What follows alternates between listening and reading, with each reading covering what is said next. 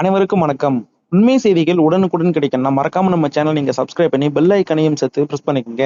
இந்த வீடியோவுக்கு ஒரு லைக் பண்ணிட்டு வீடியோவை தொடர்ந்து முழுமையா பாருங்க. அரசு ஊழியர்களுக்கு சம்பளம் உயர்வு வெளியான மகிழ்ச்சி செய்தி. இந்த வீடியோவை தொடர்ந்து பாருங்க.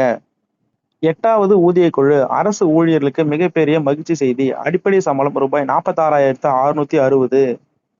மத்திய அரசு ஊழியர்கள் மற்றும் ஓய்வூதியதாரர்கள் ஆவலுடன் காத்திருந்த விஷயத்திற்கு விடிவு காலம் பிறக்கப் போகிறது.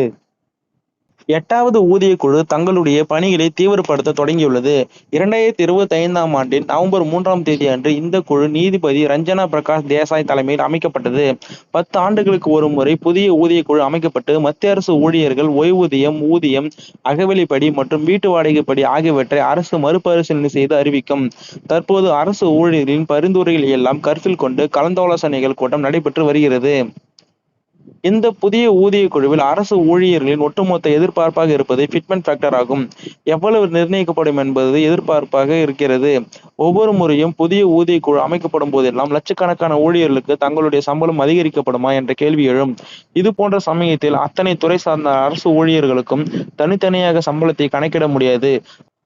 8வது ஊதிய குழுவின் இறுதி அறிக்கை 2027ஆம் ஆண்டின் மே முதல் ஜூன் மாதங்களுக்கு மேல் வெளியாகும் என்று எதிர்பார்க்கப்படுகிறது. ஒருவேளை 8வது ஊதிய குழுவிலும் ஃபிட்மென்ட் ஃபேக்டர் 2.57ஆக அறிவிக்கப்பட்டால் எம்டிஎஸ் லெவல் 1 மற்றும் குரூப் டி ஊழியர்களின் அடிப்படை சம்பளம் அதிகரிக்கும். தற்போது வரை இவர்களுடைய அடிப்படை சம்பளம் ரூபாய் 18,000ஆக உள்ளது. 8வது ஊதிய குழுவிலும் 2.57 என்ற ஃபிட்மென்ட் ஃபேக்டர் பயன்படுத்தப்பட்டால் இவர்களுடைய சம்பளம் ரூபாய் 46,660ஆக அதிகரிக்கும். அதே போல லெவல் 7 ஆசிரியர்களுக்கான அடிப்படை சம்பளம் ரூபாய் 44,900 1,15,400 அதிகரிக்கும். சில வல்லுநர்களின் கூற்றுப்படி இந்த முறை ஃபிட்மென்ட் ஃபேக்டர் 1.92 முதல் 2.86 வரை நிர்ணயம் செய்யலாம் என்றும் எதிர்பார்க்கப்படுகிறது. தற்போது இருக்கும் ஃபிட்மென்ட் ஃபேக்டர் அப்படியே அமல்படுத்தப்பட்டால் ஒரு சில ஊழியர்களின் சம்பளம் 25 முதல் 30% வரை அதிகரிக்கும் வாய்ப்புள்ளது.